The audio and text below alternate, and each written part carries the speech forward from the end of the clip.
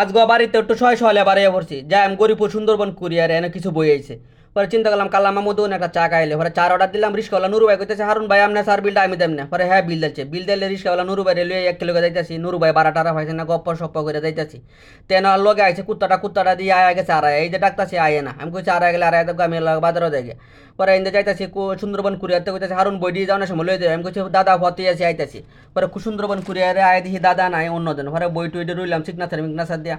হাসপাতাল রোডের ফিরোজ ভাই কিছুদিন আগে কইছে হারুন তোরে আমি কিছু বই উপহার দাম, তুই একটা পেজে অর্ডার দিলেছ। পরে কি ফিরোজ ভাইয়ের অর্ডারের বইটি একদম আনলাম, এটি বইটি টিয়া ফিরোজ ভাই দিছে। পরে বাচ্চা কইছি বালা বই আনলাম। সাইকেল মাইকেল দিয়ে আইলাম দোকানে, চিন্তা করলাম যে আগে দোকানটা খুলি।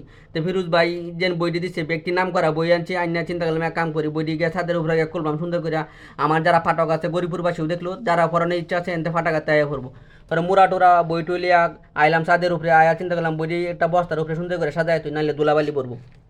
পরে সাকু মাকে দেওয়া কার্টুনটা খুলতাছি, খুললা চিন্তা করতেছি বইটি বার করে আল মাহমুদের বই আনছি, রবীন্দ্রনাথের বই আনছি, তারপরে হিটলারের বই আনছি, কাজী নজরুলের বই আছে, এই মির্জা গালাইবির বই আছে, যতীন সরকার স্যারের বই আছে, জর্জ ওয়েলের বই আছে। তো বই ব্যক্তি নাম করা বই আনছি। গরিপুরের যারা বই টই পড়ুন বা বই পড়তে ভালোবাসেন সবাই আমার ফাটাকার থেকে বইটি ভরবেন, তেলে এই ফিরোজ ভাইয়ের উপহারটা সার্থক হইব। পরে বই টই চিন্তা করলাম সুন্দর করে ভরায় তুই যারা পড়বো এন থেকে নেওয়া পড়বো। তাই সবাইকে বই পড়ার আমন্ত্রণ।